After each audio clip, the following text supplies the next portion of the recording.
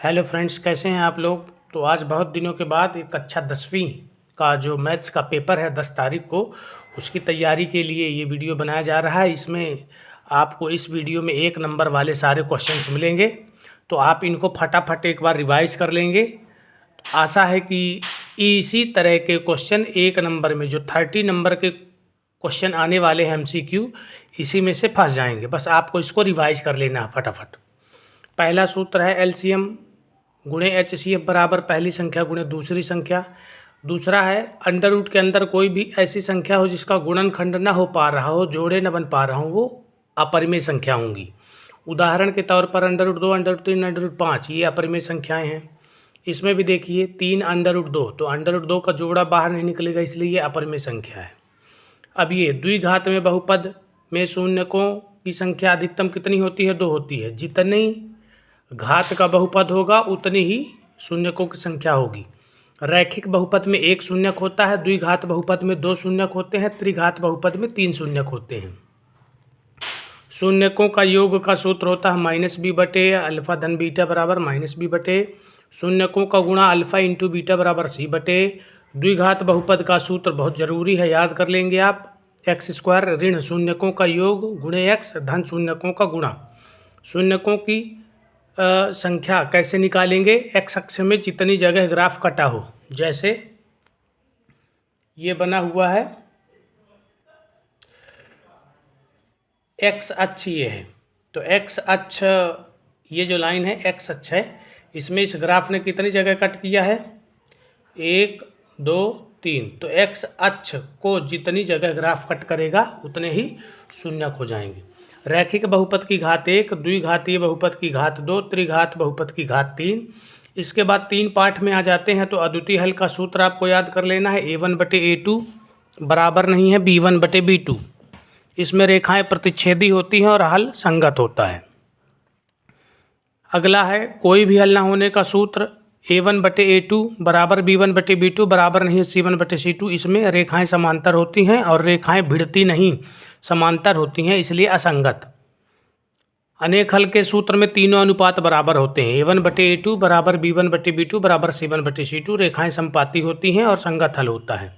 संख्या का सूत्र जरूर आप याद कर लें, इकाई का अंक धन 10 गुणे दहाई का अंक। आयत का परिमाप 2 गुणे लंबाई धन चौड़ाई, ये 25वीं से अपन पढ़ते आ रहे हैं।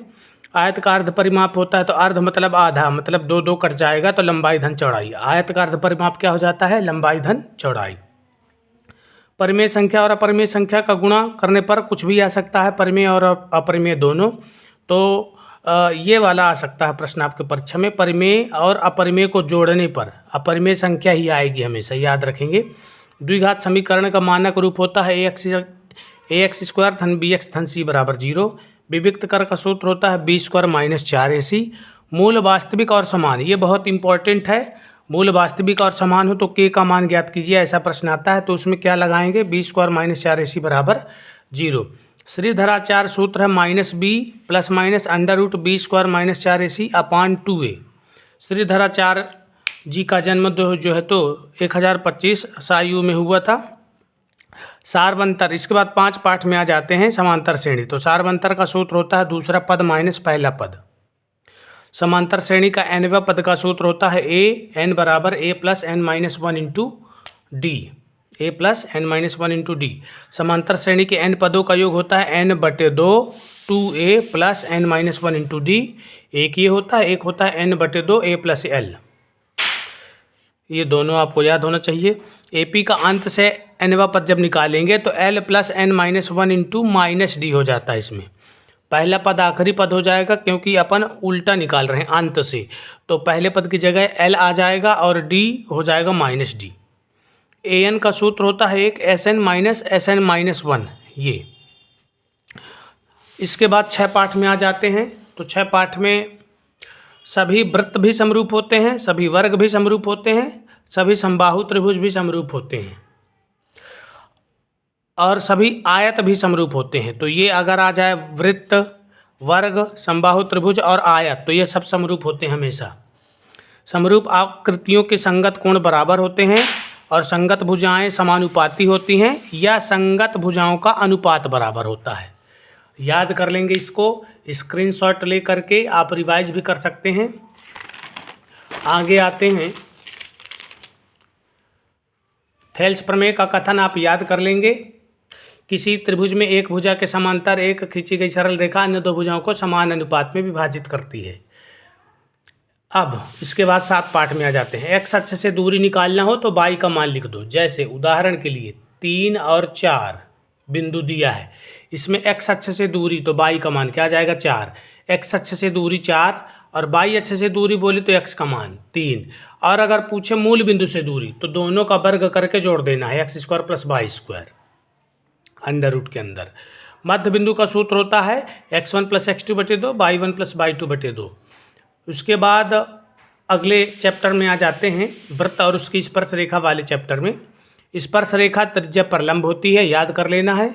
स्पर्श रेखा वृत्त को एक बिंदु पर काटती है, प्रतिच्छेद करती है या छेदती है, कुछ भी। छेदक रेखा वृत्त को 2 बिंदुओं पर काटती है। स्पर्श रेखा और वृत्त का उभयनिष्ठ बिंदु स्पर्श बिंदु होता है। तो इसकी बात हो रही है, ये चित्र देखिए, ये स्पर्श रेखा बन गई और ये वृत्त का बिंदु हो गया, तो इसको कहते हैं स्पर्श बिंदु। छाया और ऊंचाई अगर बराबर हो तो याद रखें हमेशा 45 डिग्री का कोण उन्नयन कोण बनेगा। छाया अगर √3 गुना है ऊंचाई की, छाया अगर √3 गुना है तो 30 डिग्री का कोण बनेगा, और अगर ऊंचाई √3 गुना है तो 60 डिग्री का कोण बनेगा। ये 1 नंबर का ऑब्जेक्टिव पाठ 9 से आता है। इसमें ऑब्जेक्टिव पाठ 9 से उन्नयन कोण अवनमन कोण की परिभाषा आता है, और ये 3 में से कोई एक आ जाएगा। अगर छाया ऊंचाई बराबर है तो 45 डिग्री का कोण, छाया √3 गुना है तो 30 डिग्री का कोण, ऊंचाई √3 गुना है तो 60 डिग्री का कोण। उन्नयन कोण की परिभाषा प्रेक्षक की आंख के ऊपर, मतलब उन्नयन कोण कहाँ बनता है, ऊपर जब देखते हैं तब बनता है। क्षैतिज रेखा और दृष्टि रेखा के बीच ही कोण बनता है। कहाँ कहाँ, क्षैतिज रेखा और दृष्टि रेखा के बीच बना कोण उन्नयन कोण कहलाता है। कहाँ, प्रेक्षक की आंख के ऊपर। अवनमन कोण में बस ये हो जाएगा प्रेक्षक की आंख के नीचे। तो उन्नयन कोण की परिभाषा क्या हो गई, प्रेक्षक की आंख के ऊपर क्षैतिज रेखा और दृष्टि रेखा के बीच बना कोण उन्नयन कोण कहलाता है। अवनमन कोण में क्या हो जाएगा, प्रेक्षक की आंख के नीचे क्षैतिज रेखा और दृष्टि रेखा के बीच बना कोण अवनमन कोण कहलाता है। चाप की लंबाई का सूत्र आपको याद होना चाहिए 2πr गुणे थीटा बटे 360। त्रिज्या खंड में πr² गुणे थीटा बटे 360। वृत्त की परिधि 2πr होती है, वृत्त का क्षेत्रफल होता है πr², बेलन का वक्र पृष्ठ होता है 2πrh। इसके बाद चले आते हैं प्रायिकता वाले पाठ में। निश्चित घटना की प्रायिकता 1 होती है, असंभव घटना की प्रायिकता 0 होती है। ऐसी घटना जो घटित ना हो सके उसको कहते हैं असंभव घटना, और जिसका घटित होना निश्चित हो वो निश्चित घटना। प्रायिकता का मान कभी 1 से अधिक हो नहीं सकता, प्रायिकता कभी ऋणात्मक नहीं हो सकती, और ये सूत्र भी आप याद कर लेंगे कि प्रायिकता का मान 0 से बड़ा और 1 या 1 से छोटा होता है। 0 या 0 से बड़ा, 1 और 1 से छोटा होता है। प्रायिकता का सूत्र होता है संभव परिणाम बटे कुल परिणाम। अच्छा, इसके बाद वृत्त वाले चैप्टर में आ जाते हैं। बाह्य बिंदु से 2 स्पर्श रेखाएं खींची जा सकती हैं और दोनों स्पर्श रेखाएं बराबर होती हैं। ये चित्र के माध्यम से आप समझ लीजिए। ये बाहर का बिंदु हो गया P, यहाँ से 2 स्पर्श रेखा खींच सकते हैं PA और PB। ये दोनों स्पर्श रेखाएं क्या होंगी, बराबर होंगी। समांतर स्पर्श रेखाओं की बात करें तो 2 बना सकते हैं, तो वृत्त में 2 समांतर स्पर्श रेखाएं होती हैं। समकोण त्रिभुज में कर्ण सबसे बड़ी भुजा होती है। इसके बाद एक सांख्यिकी से ये सूत्र लिखा है, बहुलक बराबर 3 माध्य माइनस 2 माध्य, कई बार आ चुका है ये। इसके बाद त्रिकोणमिति वाले पाठ में आते हैं, तो साइन स्क्वायर थीटा धन कॉस स्क्वायर थीटा बराबर 1 होता है। Sec square minus tan square theta बराबर भी 1 होता है। Cosec square minus cot square theta बराबर 1 होता है। तो इन्हीं से ये त्रिकोणमिति की ये सर्व समीकाएँ हैं, ये आपको याद होनी चाहिए, एक सही जोड़ी में जरूर आता है। दूरी का सूत्र होता है √x2 - x1 का होल स्क्वायर धन y2 - y1 का होल स्क्वायर। इसके बाद आ जाते हैं शंकु की तिर्यक ऊंचाई L² बराबर h² प्लस r² होता है। अगर इस स्क्वायर को दूसरे साइड ले जाएंगे तो ये वर्गमूल का चिन्ह बन जाता है। घनाभ का आयतन लंबाई चौड़ाई ऊंचाई होता है। लंबाई को अगर ये चौड़ाई को b और ऊंचाई को c मान ले तो ABC हो जाता है। वर्ग का क्षेत्रफल भुजा गुणे भुजा होता है। अगर भुजा को a मान ले तो a गुणे a, अर्थात वर्ग का क्षेत्रफल हो जाएगा a²। वृत्त के किसी बिंदु पर खींची गई स्पर्श रेखाओं की संख्या, वृत्त के किसी एक बिंदु पर कोई एक बिंदु पर अगर स्पर्श रेखा खींचेंगे तो एक ही स्पर्श रेखा बनेगी। HCF गुणे LCM बराबर पहली संख्या गुणे दूसरी संख्या। इसमें पहली संख्या A है, दूसरी संख्या B है, तो HCF गुणे LCM बराबर पहली संख्या A गुणे दूसरी संख्या B। सर्वाधिक बारंबारता वाला वर्ग जो होता है बहुलक वर्ग कहलाता है। B² माइनस 4AC अगर शून्य से छोटा है, अगर B² माइनस 4AC विविक्त कर का मान आपने निकाला और शून्य से छोटा आ गया अर्थात ऋणात्मक आ गया तो कोई भी वास्तविक मूल नहीं होगा। प्रसिद्ध यूनानी गणितज्ञ जो थेल्स हैं उनका समय था 640 से 546। ये आप याद कर लेंगे, एक बार आ चुका है ये 10वीं में। अब ये जो 70 ऑब्जेक्टिव मैंने बताए हैं इन्हीं को पुनः एक बार दो बार आप रिवाइज कर लेंगे तो आपके 30 में से 30 ऑब्जेक्टिव पक जाएंगे। इसके बाद कुछ सही जोड़ी है, इनको भी आप देख सकते हैं। साइन स्क्वायर थीटा धन कॉस स्क्वायर थीटा बराबर 1, 9 sec square theta minus 9 tan square theta, इसमें से 9 कॉमन ले लेंगे तो बचेगा sec square minus tan square जो कि 1 हो जाएगा।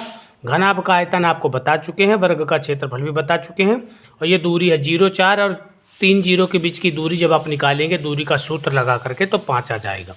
कॉस थीटा बराबर 1/सेक थीटा, साइन 0 का मान 0, कॉस 0 का मान 1 होता है। ये सूत्र हैं, आप इनको याद कर लेंगे। तो इस वीडियो में आपको 1 नंबर के जितने भी प्रश्न थे बता दिए गए, जो भी आ सकते हैं। आशा है कि इन्हीं से आएंगे और आप इनको तैयार करके जाएंगे, पूरे 1 नंबर के आपको बनेंगे। एक बार फिर आप इनका फ़ोटो लेना हो तो स्क्रीनशॉट लेना हो तो ले सकते हैं और इनको रिवाइज कर सकते हैं।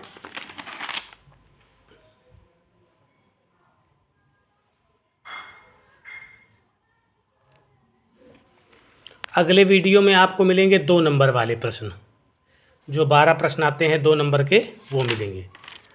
Thank you so much.